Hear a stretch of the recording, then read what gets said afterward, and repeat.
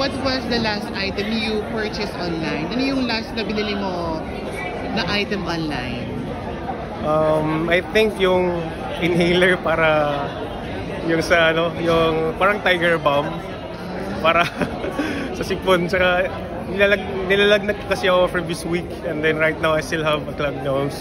Pansin nyo yung boses ko pag ganito dahil sinisipon pa rin dahil sa panahon. Tsaka second time ko sa Maynila, then dumating po yung masamang panahon, plus we're very sunod-sunod yung activities namin. Kaya ayun, nagkaganito. But still fighting. Laban. Throughout your journey here in Mr. sa Pilipinas, I know nakaka-encounter ka ng mga bashing, mga criticism online. So, ano yung pinaka medyo na-apektuhan ka na kinoment sa'yo online? Well, so far, hindi ko naman siya tinitake negatively kasi that's their opinion.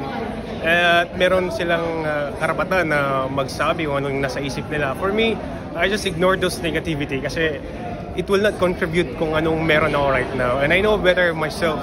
And di ko sila mapipigilan or ma-convince na gustuhan ako. So, I'm just being true to myself. Kung may mga negativity man, I just ignore it completely. Swimwear preliminary competition in Cebu. Yes po, in Cebu. Yes. After this, like this, Cebu for the swimwear competition, ano pang pwede namin abangan? Yun, naabangan niyo po this coming September 9, yung swimwear competition namin sa Cebu. About sa'yo, ano pwede namin abangan sa'yo? Yung story ko po, kasi manalo-matalo man ako in this journey. If you know me better, gusto niyo pong malaman. Speaking of your story, of course, can you share kahit konti lang about a piece of your story? Well, I'm a former OFW. Breadwinner ako sa family namin.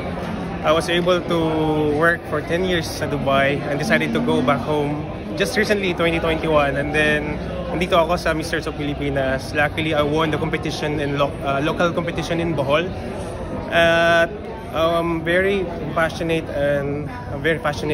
in coffee. I have my own coffee shop in Bohol. Isa yun sa mga reason ba't ako mo. Yung municipality namin is Garcia Hernandez. So malapit siya sa mga beaches. We are on the coastal area din po. So promote mo naman your business na rin naman. Alright, so if ever pumunta kayo ng Bohol, I'll be willing to be your tour guide. Anong name? Yung coffee shop namin is Caffeine Corner GH. So you can search Caffeine Corner in Facebook or Instagram. It's a small business. Mag-1 year siya after our final coronation. We have wide variety of coffee drinks. Ako mismo yung gumagawa. Kasi sa akin, ano bang coffee na mapakit sa akin? I think you should go for filter coffee like B60. Kasi that's pure extracted coffee from a single origin beans. Pure!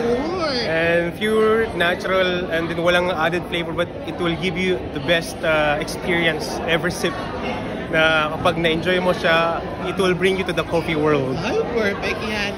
Anyway, invite naman our followers to support your journey here in Mr. sa Pilipinas. So, I'm inviting everyone who's watching currently right now to support Mr. of Pilipinas Bohol